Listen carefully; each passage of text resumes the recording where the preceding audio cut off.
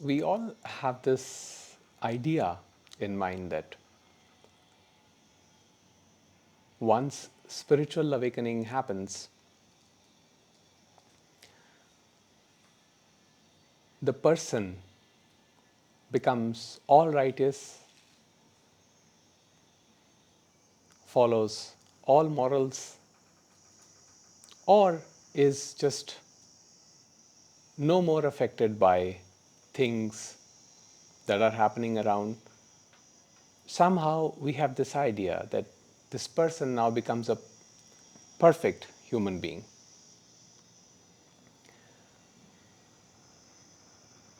What basically we are doing is we are superimposing onto an object our own desirable traits and tendencies.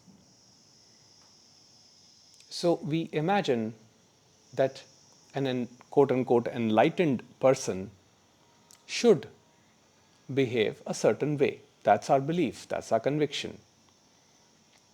They should be completely pious, they should have a certain food eating habit, they should behave in a certain way. Whereas, if you look at the life of spiritual masters, whether it's Papaji or Nisargadatta Maharaj or Ramana Maharishi or Jiddu Krishnamurti, what we see is that irritation, pain, anguish, depression, anxiety, all these things have been a part of their life. Because they would get irritated. They would sometimes even lash out at the devotees.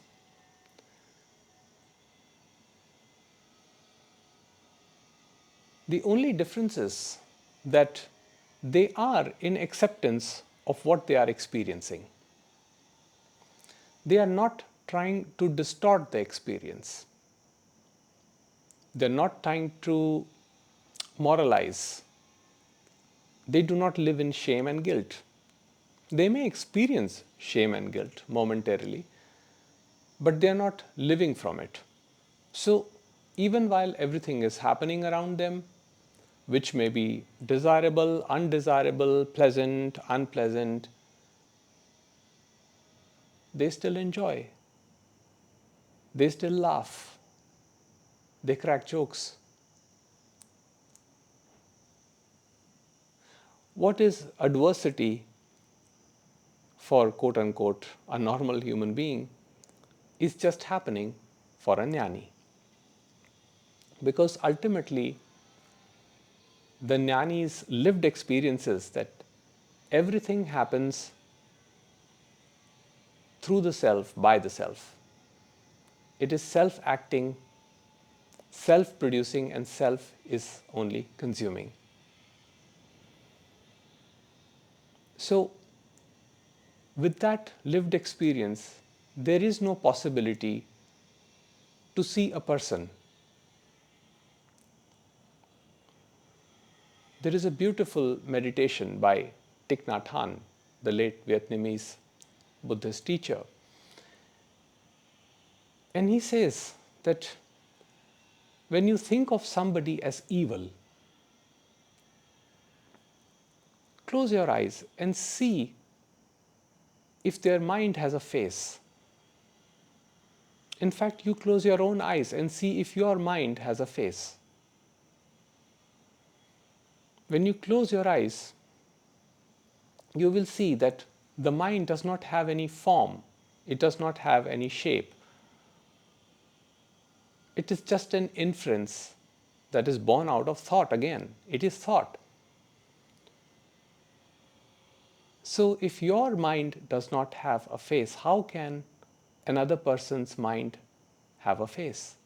So, therefore, who can you truly hate?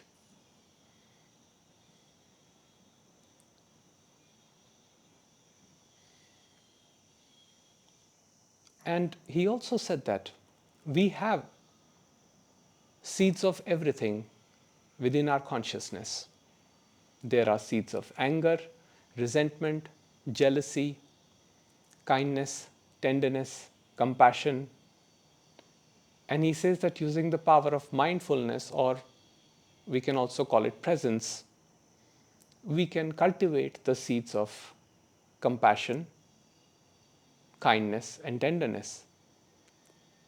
And when these seeds are watered, nurtured, they begin to subside the other seeds like anxiety, depression.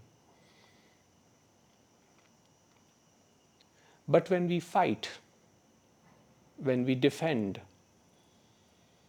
when we operate with unconsciousness, which means that we are completely caught up with our own image as the limited mind body organism, we suffer because we are seeing a form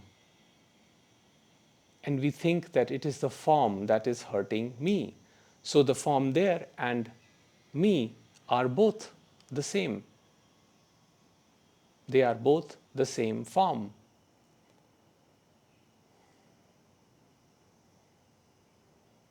But when we do not superimpose any concepts on anybody, when we do not analyze whether they are this way or that way, then we root ourselves into the present moment.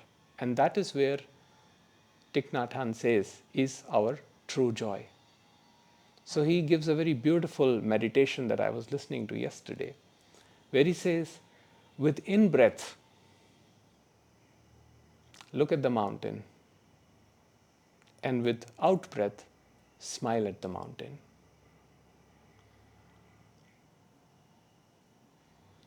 I take mountain as a metaphor here.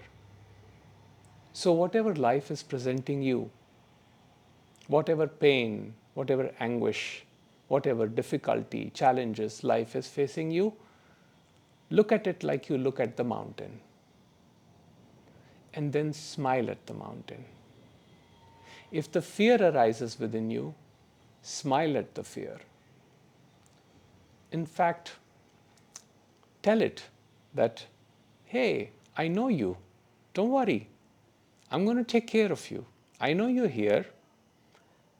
I'm going to take care of you with tenderness, with love. So you see, you already are watering the seeds of tenderness, love, and compassion. And in that, the presence becomes stronger. And as the presence becomes stronger, the other seeds of anger, jealousy, anxiety, or depression, they begin to subside and eventually vanish.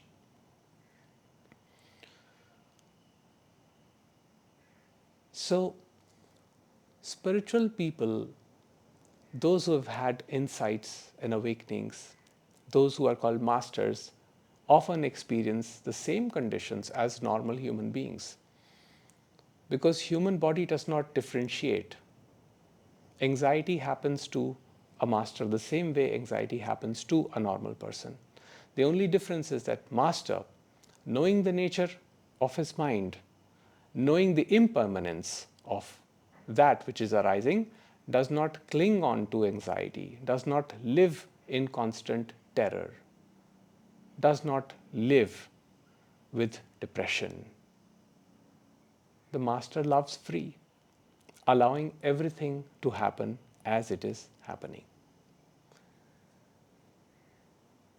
The true life of a jnani is surrender to what is. Because jnani knows that he or she cannot do a single thing. Because it is all coming from the self. It is all being managed by the self, and it will all be taken care of by the self. And you are not in charge. You don't have to do anything other than surrender to the natural flow of life, which may happen according to your preference, or it may not happen according to your preference. In any case, you will be fine. You will always be okay, because nothing can touch you, nothing can hurt you, nothing can destroy you. Your essence is the self, which is indestructible.